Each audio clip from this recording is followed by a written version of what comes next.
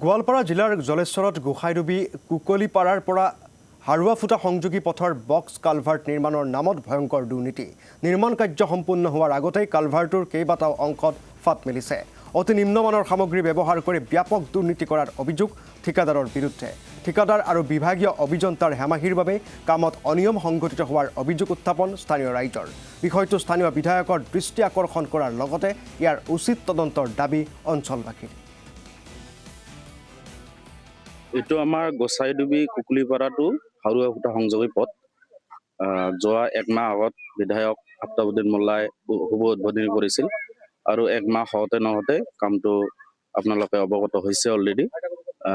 ফাট মেলিছে, ইয়াত নিম্ন শ্ৰেণীৰ সামগ্ৰী ইউজ কৰাৰ কাৰণে ৰড চিমেণ্ট আদি কৰি যি দিব লাগিছিল এইটো দিয়া হোৱা নাই, গতিকে ইয়াত ফাট মেলিছে। এইটো কাম আমি উচিত তদন্ত বিচাৰিছোঁ। বিভাগীয় কৰ্তৃপক্ষই উচিত তদন্ত কৰি আমাৰ কামটো ভাল হ'ব লাগিব। আমি ৰাইজৰ হয় বক্স কালভাৰ্ট আমি শুনামতে 13 লাখ টকা পুঁজি। হেমাহি ক'ব গ'লে 100% হেমাহি কৰিছে দায়িত্ব। ইয়াত ক'ব গ'লে ঠিকাদাৰৰ উচিত তদন্ত হোৱা নাই, ঠিকাদাৰে উচিতভাৱে তদন্ত লৈ কাম কৰা নাই। আমি শুনা পাইছোঁ অলৰেডি ইয়াত কামটো ৰাতিয়ে কৰিছে, ঢালাই কামটো ৰাতি কৰিছে। যিটো কাম দিনত হ'ব লাগিছিল, ভালদৰে হ'ব লাগিছিল, ৰাতি হৈছে। মোবাইলৰ টৰ্চ লাইটৰ পোহৰেদি ৰাতি কৰিছে। বহুত নিম্ন শ্ৰেণীৰ